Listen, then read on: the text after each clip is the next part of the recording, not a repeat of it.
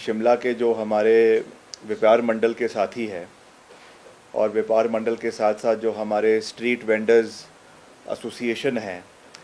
उनके पदाधिकारियों के साथ एक सकारात्मक चर्चा शिमला शहर के लोगों के साथ करी है, जिसमें हमारे ख़ास करके शिमला के जो माननीय विधायक हैं हरीश जनाठा जी, शिमला के मेयर है सुरेंद्र चौहान जी, और कमिश्नर है, और जो हमारे यूडी के सेक्रेटरी है, और सभी अधिकारी उसमें मुख्य रूप से उपस्थित रहे। और पिछले काफ़ी समय से केवल शिमला शहर में ही नहीं मगर पूरे प्रदेश के अंदर जो तय बाज़ारी को लेकर मसला गरमाया हुआ था, उसके संदर्भ में और वैसे भी हमने किस तरीके से स्ट्रीट वेंडिंग को रेगुलराइज करना है, उसके मुतलक इस बैठक का आयोजन जो है वो आज किया गया है। आप जानते हैं कि, और आपके माध्यम से मैं प्रदेश की जनता को भी कहना चाहता हूं कि इसमें मुख्य रूप से जो हमारा केंद्र सरकार का जो protection of livelihood and regulation of street vending act है 2014 का, उससे ये हमारे प्रदेश में भी इसके तहत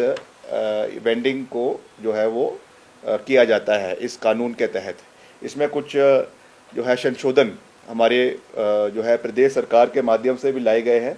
जो एचपी स्ट्रीट वेंडिंग रूल्स है 2016 के कानून है, वो एक्ट है, ये कानून है, ये रूल्स है, ये हमने प्रदेश सरकार की ओर से 2016 में इसको अमेंड किया है, जिसमें स्ट्रीट वेंडिंग को कैसे कैसे पूरे प्रदेश के अंदर और पूरे जो है ख़ास करके म्यूनसिपल कमिटीज़ के दायरे में इनको कैसे रखना है, उसके बारे में चर्चा की गई है। आज तो हमने मुख्य रूप से शिमला शहर के बारे में ही चर्चा करी है, मगर आने वाले समय में हम प्रदेश के और इलाकों में भी किस तरीके से वेंडिंग होनी चाहिए उसके बारे में चर्चा करेंगे। और यहाँ पर शिमला शहर की अगर हम बात करें, एमसी शिमला की, तो यहाँ पे जो है वो आपके टाउन वेंडिंग कमेटी टीवीसी का जो है वो गठन 2023 में हो चुका है। ये 17/9/2023 को जब चुनाव हुए एमसी के, उसके बाद इसका गठन हो चुका है, जिसमें 9 सदस्यों को रखा गया है। कुछ इसमें ऑफिशियल मेंबर्स है, कुछ इसमें नॉन ऑफिशियल मेंबर्स है, और 5 मेंबर्स इसमें ट्रेडिंग एसोसिएशन के भी है, और रेजिडेंट वेलफेयर एसोसिएशन के भी इसमें लोग हैं, एनजीओ के भी इसमें लोग हैं। तो वहाँ पे ये तय किया जाएगा कि किस तरीके से हमने वेंडिंग जो है पूरे शहर के अंदर करनी है। अब इसमें मुख्य रूप से हमने ये बात रखी है कि अभी जो टोटल अभी तक आइडेंटिफाई किया है पूरे शिमला शहर के अंदर, ये हमारे 1060 जो है वो वेंडर्स को आइडेंटिफाई किया गया है, और जिसमें से नए जो अभी टीवीसी का जो सर्वे हुआ उसके माध्यम से अधिकतर 540 और अधिकतर जो है इसमें पाए गए हैं, जिसमें से कुछ इसमें त्रुटियां भी हैं, कुछ इसमें डबलिंग हो रही है, कुछ इसमें ऐसे है जो जब इसका सर्वे किया गया उस टाइम में तो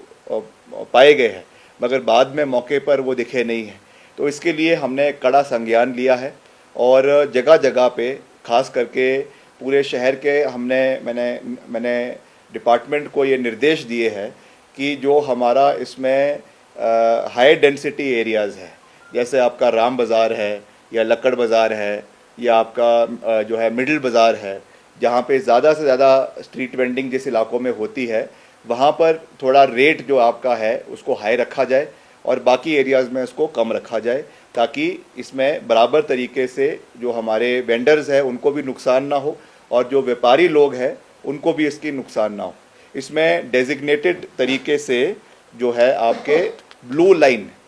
ये लगाई जाएगी। आपकी येलो लाइन पार्किंग के लिए होती है, वैसे ही ब्लू लाइन जो है वो लगाई जाएगी जगह जगह पे जहाँ पर भी वेंडिंग होगी, और उन्हीं जगहों के ऊपर जो है वो आपको तय बाज़ारी के लिए परमिट जो है वो दिए जाएंगे। बाकायदा उसमें आपका फ़ोटो होगा, आपका रजिस्ट्रेशन नंबर होगा, और हर 3 साल बाद इसको जो है वो कमेटी द्वारा रिव्यू किया जाएगा। वैसे तो इसके लिए आगे इसकी एक अपीलेट बॉडी भी बनाई गई है, जहाँ पे अगर किसी को कोई इसमें शिकायत है, कोई समस्या है, तो एक 3 सदस्यीय जो है एक ग्रीवेंस रिड्रेसल कमेटी भी बनाई गई है, मगर ये तो ज़्यादा डिटेल में जाने वाली बात है। मगर मोटा मोटा हमने शिमला शहर के अंदर कि किस तरीके से हमने इसको रेगुलराइज करना है, क्योंकि बहुत बारी ये मसला उठा था कि बाहर के लोग हिमाचल से के बाहर के लोग यहाँ पे आते हैं और गैर हिमाचली हैं, और यहाँ की सुरक्षा में, महिलाओं के साथ सुरक्षा में या और चीज़ों में काफ़ी दिक्कतें का सामना करना पड़ रहा है। पिछले जो सारा मसला शिमला में भी उठा और इलाकों में भी उठा, उस संदर्भ में हम इस पे कानून की सख्ती ला रहे हैं। और जो है दिसंबर तक 30 दिसंबर तक की मैंने जो है वो कमिश्नर एमसी को डेडलाइन दी है कि इसकी सारी प्रक्रियाएं जो है वो 30 दिसंबर तक पूरी कर दी जाएगी। इसकी जोनिंग कंप्लीट हो जाएगी, इसके जो लाइनिंग होनी है, ब्लू लाइनिंग होनी है, वो भी कंप्लीट हो जाएगी, और उन्हीं को ही जो नंबर इसमें आइडेंटिफाई किए गए हैं उन्हीं को ही उस जगहों पे बैठने की अनुमति दी जाएगी। इसमें से हम विकलांग लोगों को भी इसमें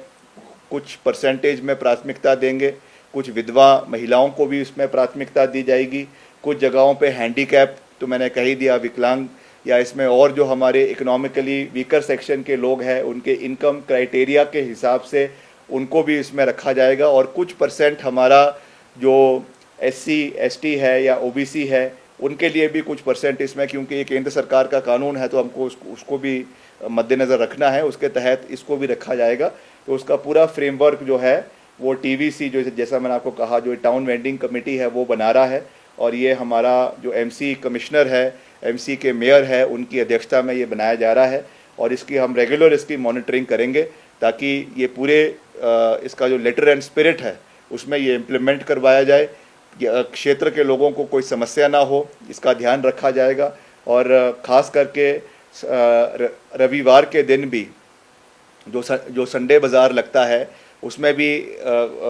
स्थानीय व्यापारियों की ये कंप्लेंट थी कि बहुत से बाहर के, कोई अम्बाला के, करनाल के या और इलाकों से जो है वो व्यापारी यहाँ पर आते हैं, और उससे प्रदेश को भी कोई आमदनी जो है जीएसटी में या और तरीके से नहीं होती है, और वो भी एक समस्या है। तो उसके लिए भी मैंने एमसी कमिश्नर को कहा है कि इसमें देखा जाए, या तो उनको एक अलग से एरिया दिया जाए जहाँ पे उनको किया जा सकता है, मगर उनको जो है not at the cost of the local vendors. हम जो यहाँ के लोकल वेंडर्स हैं उनका पूरा ख्याल रखेंगे, यहाँ के व्यापारी है उनका पूरा ख्याल रखेंगे। तो इन सब चीज़ों के ऊपर इसकी चर्चा की गई है, और आने वाले समय में इसको हम और जितने हमारी म्यूनसिपल कॉरपोरेशंस है उनके साथ भी बैठक करेंगे, वहाँ पर भी किस तरीके से ये तय बाज़ारी होनी चाहिए, चाहे वो आपके सब्ज़ी वाले हैं, चाहे वो आपके फ्रूट वाले हैं, चाहे वो आपके और जो सामान कोई कपड़े बेच रहे हैं और चीज़ें, उस चीज़ का पूरा ध्यान जो है वो रखा जाएगा। इसलिए प्रयास करेंगे, सरकार प्रयास करेगी कि हिमाचल के लोगों को प्राथमिकता दी जाए, पर इसमें ऐसा कोई कानून जो है वो नहीं लाया जा सकता कि गैर हिमाचलियों को हम हिमाचल में नहीं आने देंगे। ये क्योंकि जो स्कीम ऑफ थिंग्स है, हमारा संविधान है, उसके विरुद्ध है।